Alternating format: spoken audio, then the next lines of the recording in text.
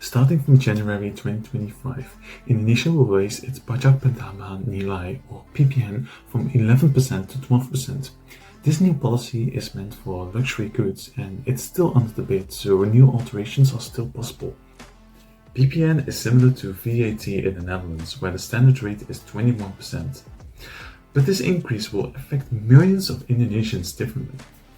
Why is PPN increasing? How will it impact daily life, businesses, and also the economy? And what lessons can Indonesia learn from countries like the Netherlands? Let's break it down. PPN or VAT, which stands for Value Added Tax, is a tax on goods and services added at every stage of production. For example, if you buy a luxury item that's 2 million Indonesian rupiah today, then you'll pay 220,000 Indonesian rupiah in PPN. But if you're going to buy it again in 2025, then it will be 240,000 rupiah in PPN. So why is the PPN increasing? There are three main reasons for this. First of all, the public services. The government needs more money to fund public services like healthcare, education, and also infrastructure. And secondly, it is to reduce the debt. After the COVID-19 pandemic, Indonesia's debt grew more and more. In 2023, it was even estimated to be around 400 million American dollars. Raising PPN is a way to reduce this debt. And thirdly, it is also to match the global standards. Even with the increase, Indonesia's PPN rate is still below the global average VAT rate of 15.4%. Countries like Hungary with 27% or the Netherlands with 21% have much higher rates. Let's put Indonesia's PPN into perspective. So we already know that Hungary's VAT rate is 27%, the Dutch VAT rate is 21%, and Indonesia's new rate will be 12%. However, if you compare this to the region of Southeast Asia, then you'll see some notable differences. Indonesia's PPN rate will be one of the highest in the region, alongside the Philippines at 12%.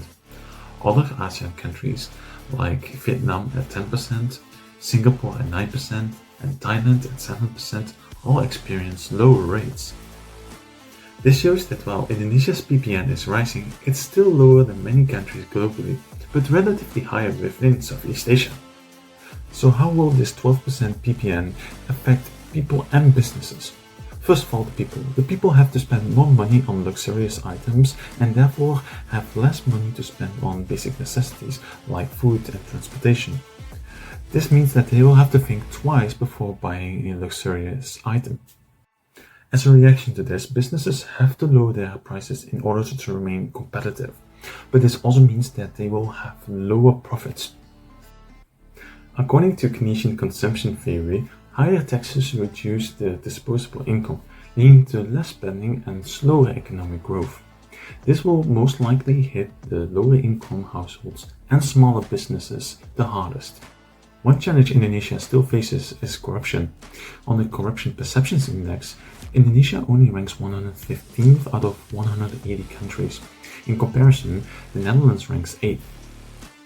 This lack of trust stems from cases like the Gayus Tambunan scandal, where billions of rupiah were lost to fraud. Corruption makes it harder for the government to collect and use PPN properly. For the PPN increase to work, Indonesia must reduce their corruption by making tax collection more transparent. Another risk of high PPN is deflation. Deflation happens when prices drop across the economy and people delay their spending because they expect the prices to fall even further. So here's how it happens. High PPN raises the prices so people buy less. In order to attract customers, businesses lower their prices. People expect even lower prices, which slows down the economy further. To prevent this, the government must ensure that people keep spending by investing in public projects or offering subsidies. Let's look at the Netherlands, where VAT is 21%, one of the highest in the world. So here's why it works. First of all, tiered rates. Essentials like food and medicine are taxed at a lower rate of 9%, making them affordable. Second of all, transparency. People trust the government more because they see how the taxes fund public services like infrastructure and education. And lastly, low corruption. With strict anti-corruption measures, tax money is spent there where it's needed most. If Indonesia adopts these practices, then it could make the 12% PPN increase more effective and fair. Indonesia's PPN increase to 12% is a big step towards raising money for public services and aligning with global standards.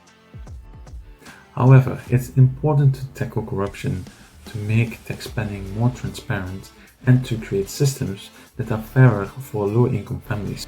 So what do you think about the PPN increase? Please share your thoughts in the comments down below, and don't forget to like, share and subscribe to stay up to date on policies that shape our world.